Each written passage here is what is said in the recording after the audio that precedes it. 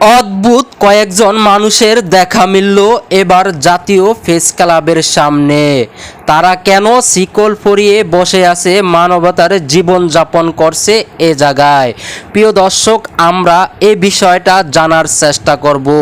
যে যেখান থেকে এই ভিডিওটা দেখছেন অবশ্যই শেয়ার করে দিবেন আর কমেন্ট বক্সে আপনাদের মতামত জানাবেন। আচ্ছা আপু, আপনারা প্রেস ক্লাবে কেন মানববন্ধন করছেন? আমাদের রেজাল্ট পাওয়ার জন্য, দ্রুত সময়ে রেজাল্ট পাওয়ার জন্য আমরা এখানে মানববন্ধন করছি। প্রথমত আমি বলি যে 2021 সালের সার্কুলার আমাদের এটা, এরপর আমাদের রিটেন হয়, তারপরে আমাদের ভাইবা হয়। গত 27শে মে আমাদের ভাইবা কমপ্লিট হয়েছে। 4 মাস শেষ হয়, 5 মাস রানিং অবস্থায় আছে, কিন্তু সব ধরনের কোনো জটিলতা নাই। আমরা জানতে পারছি যে আমাদের রেডি, কিন্তু জনপ্রশাসনের শুধু একটা সুনির্দিষ্ট নির্দেশনা না পাওয়ার জন্য আমাদের রেজাল্টটা দিতে পারছে না। এই জন্য আপনাদের মাধ্যমে আমি জনপ্রশাসন মন্ত্রণালয়ের সিনিয়র সচিব স্যার এবং আমাদের যে বর্তমানে অন্তর্বর্তীকালীন সরকারের প্রধান উপদেষ্টা ডক্টর মোহাম্মদ ইউনূস স্যারের দৃষ্টি আকর্ষণ করতে চাই। প্লিজ স্যার, আপনি একটু আমাদের বিষয়টা দেখেন। আপনারা একটা সঠিক সুনির্দিষ্ট রোড ম্যাপ পিএসসিকে দিয়ে দেন। পিএসসি সকল কার্যক্রম স্থগিত হয়ে গেছে, তারা যেন তাদের কার্যক্রম চালিয়ে যেতে পারে এবং আমাদের রেজাল্টটা খুব দ্রুত সময়ের মধ্যে প্রকাশ করতে পারে, সেই নির্দেশনাটা প্লিজ আপনারা দেন।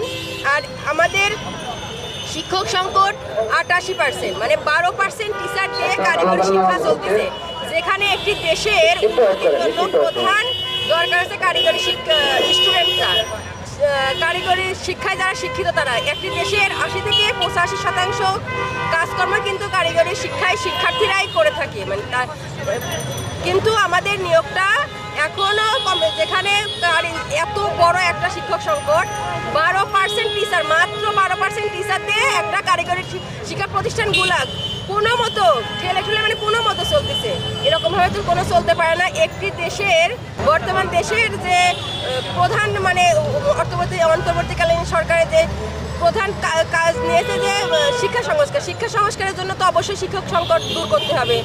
আর আমাদের সব কিছু রেডি, ফলাফল রেডি, জাস্ট একটা সুনির্দিষ্ট নির্দেশনা পাচ্ছে না জন্য আমাদের ফলাফল প্রকাশ করতে পারছে না। আমি আমাদের সিনিয়র স্যারদের উচ্চপদস্থ কর্মকর্তা যারা আছে তাদের দৃষ্টি আকর্ষণ করতেছে, আপনারা আমাদেরটা দেখেন। আমাদের বিষয়টা যৌক্তিক, আমরা যৌক্তিক দাবি নিয়ে এসেছি, আমরা এখানে কোনো অযৌক্তিক দাবি নিয়ে আসিনি। আমাদের আর কতদিন আন্দোলন করতে হবে? আমরা সে আগস্ট মাস থেকে পিএসসির সামনে বেশ কয়েকটা কর্মসূচি আমাদের ছিল, সেগুলো সফল হয়েছি।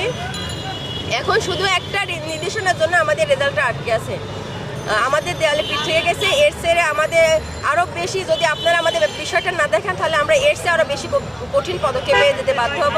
প্লিজ স্যার, আমাদের বিষয়টা দেখুন, আমাদের রেজাল্ট দ্রুত সময়ের মধ্যে প্রকাশ করার ব্যবস্থা করুন। কারণ বলে জনপ্রশাসন নির্দেশনা পাইলে আমরা আবার শুধু ওর উপর দায়ী করেছে যে যদি আমাকে নির্দেশনা দেয়, জনপ্রশাসন নির্দেশনা দেয়, তাহলে আমরা পেয়ে যাবো। সচিবালয় নির্দেশনা, আইন মন্ত্রণালয়, আইন মন্ত্রণালয় দেখালো যে আইন মন্ত্রণালয় আইনে জটিলতা আছে, সেখানে আমরা গেলে আমাদের সেখান থেকে ক্লিয়ারেন্স আমরা পেয়ে গেছি। কিন্তু তারপরে একের মানে ওকে বলে যে না ঠিক আছে, ও যদি আমাদের নির্দেশনা দেয় ওই মন্ত্রণালয়, তাহলে আমরা তোমাদের রেজাল্ট দিয়ে দেবো। আবার সেখান থেকে আমরা ক্লিয়ারেন্স পাই, তখন আবার দেখায় আরেকটা মন্ত্রণালয়ের কথা। এই জন্য আমরা স্বীকার করেছি, যতক্ষণ না পর্যন্ত আমরা সুনির্দিষ্ট ক্লিয়ারেন্স না পাচ্ছি, ততক্ষণ পর্যন্ত আমাদের মানববন্ধন চলবে। আর এরপরে নেক্সট টাইম মানে যদি আমাদের এরকম চলতে থাকে তাহলে আমরা কঠোর অবস্থানে যেতে বাধ্য হব।